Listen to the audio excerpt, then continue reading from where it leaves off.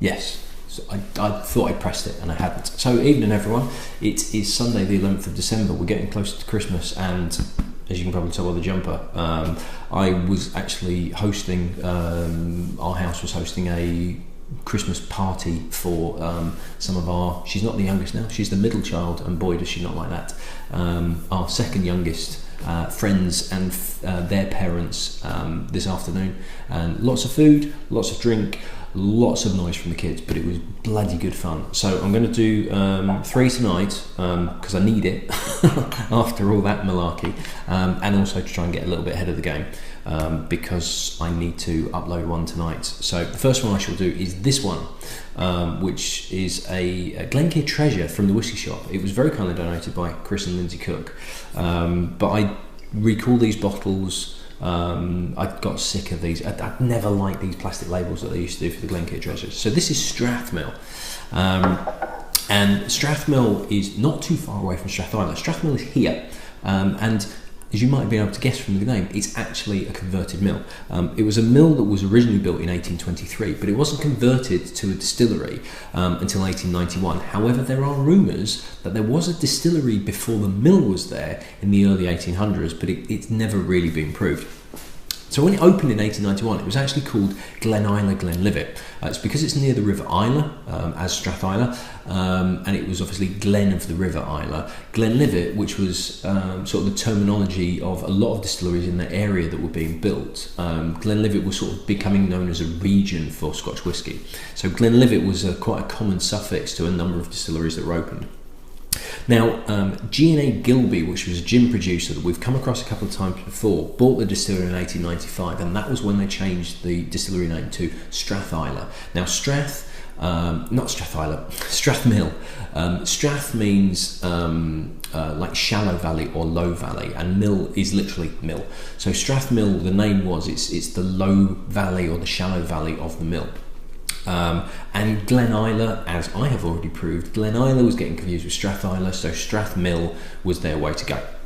So it essentially stayed with G&A Gilby through the years. G&A Gilby in about the 60s, 70s joined forces, became known as a sort of a conglomerate called IDV. That became somebody else, became Diageo. So it has always been pretty much in the same company and is now part of Diageo. It's used predominantly in blends, so you tend not to find a great deal of this around and about as a single malt. There was a Flora and Fauna range that was launched in 2001. It was a 12-year-old. But that's really all the info that I've got on Strathmill, because so much of it is used in blends. I think Johnny Walker, it's quite a key part. It's, I really couldn't get much information about this, which is good because it makes it a relatively short video and means I can crack on with the others. So this was the Glencairn treasures. Now I can't actually give you a price of this because I think this is one of their range that has now long gone. And Strathmill came after I left the Whisky Shop, and it basically they would buy a certain amount of stock and then transfer to a different distillery.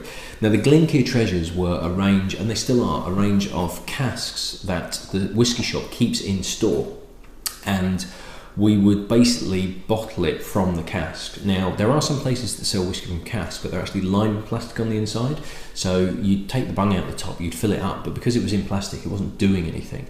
The casks that were in the Whisky Shop, at least when I was working there, unless they've changed it now, were actually they weren't sealed, so they were proper casks that would interact with the whisky. There was a little bit of not an issue, but there were questions asked when they first opened their first shop south of the border in Newcastle, where I started with them. I was assistant manager at the Metro Centre in Gateshead. I said Newcastle. It's not Newcastle, it's Gateshead. Sorry, Geordies. No, sorry, Mackems, because I shouldn't associate you with Newcastle.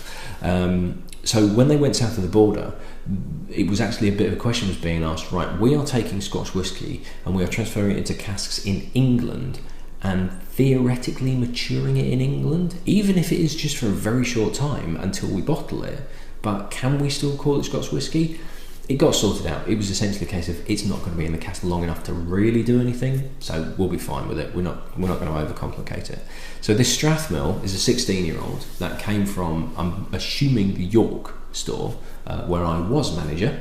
When they opened the York store, they asked me to go down and run it from opening. I was there for about 5 years before I left. It was amazing, loved it, had an absolute whale of a time. So this is one of theirs, but this turned up after I left. So quite pale. I'm fairly certain it wasn't anything where they were adding colouring or anything like that, whoever they were getting it from, but it is a pretty pale colour. I think it's sherry casks, but there's a bit of spice on the nose actually, almost chili pepper. Oh, do you know what? It's kind of curry powder as well.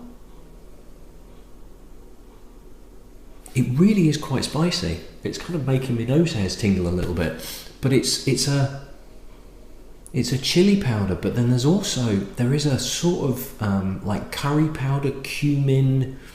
There's a definite edge of cumin to it as well. It's quite a dry nose, but it's not woody, but it's definitely spicy. There's a slight sweetness to it as well, but it's definitely dried Indian spices. Interesting nose. I wonder if that's going to come through on the palate.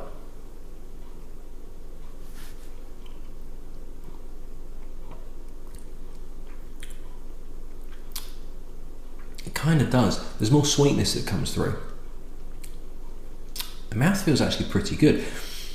It's unusual because it starts off,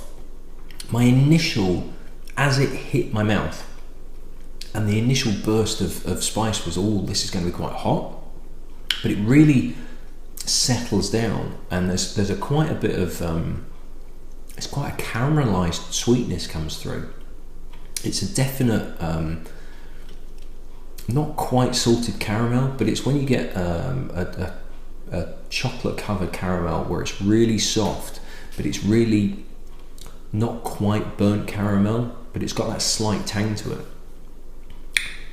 So it starts off as though it's going to be really hot and really spicy, and then mellows, becomes very caramelized, quite sweet, and then on the finish this spice sort of comes back. I like that actually. I'm surprised.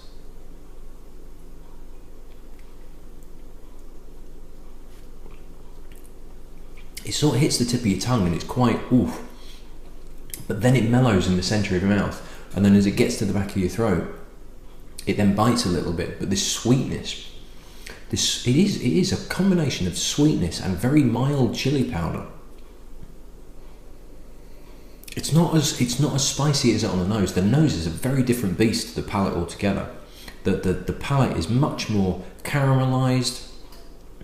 There is spice. It's a very gentle, and it's a bit like chili and chocolate. So it's almost like chili and chocolate wrapped around a core of very soft, nearly burnt caramel, which is a cracking combination. I like this on the palate. I think I prefer on the palate on the nose as well. The nose is just a little bit too dry and a little bit too spicy, but I'm glad that doesn't come through, because if it stayed like that on the palate, it would be quite hard to drink.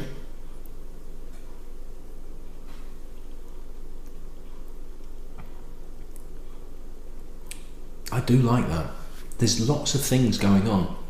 There's a bit of black pepper, there's a bit of chili, there's a bit of dark chocolate, there's caramel, there's a touch of wood to it as well, a touch of oakiness, but it works. It's not drying, it's not pencil shavings or anything like that. I really like that. I really like that. It's a grower as well. It sort of develops and evolves as the finish does carry on, and it's not necessarily at the back of your throat, but actually around your mouth. You start to pick up other aspects of it. I like that a lot. Now, whether you can get hold of this at any point, because if you Google Strathmill Glenkear Treasures, nothing at all. I couldn't even tell you how much that was. Interestingly, and rather naughtily, it doesn't have the percentage on it either. So that's actually naughty. Shouldn't really have on that. But I'm fairly certain it's 40%. But yeah, I think I don't know. I can't remember. They were about, and it was a 50cl bottle. That's the 10. They did a 10, a 20, and then a 50cl bottle. And the 50cl bottle was probably about, I'm guessing, 16-year-old Strathmill, 50 quid, 55, something like that. So that 10's probably 18 quid, I reckon they were selling that for. No, actually no, not for the 10, because that was the little one. So the 10 probably would have been about 12 quid, maybe, I'm going to guess. So, and that was the problem with Glencoe Treasures, was they were slightly overpriced if you sort of broke it down into how much it would be for 70cl compared to a standard 70cl. But it was the fact that you couldn't get it, it was hand-picked, it was from the cask, it was the theatre of it, all that lot. But that, considering Strathmill's not easy to get hold of anyway, I don't think there is an official bottling of it at all, is actually worth seeking out. So if you're near a whiskey shop somewhere in the country and they've got some stock that they haven't been able to sell particularly quickly, and there's some Strathmill lying around the place, well worth picking up, because that is very, very pleasant indeed. Right, that was fairly quick, wasn't it? I shall rinse stuff out and I'll see you in the next one. Cheers.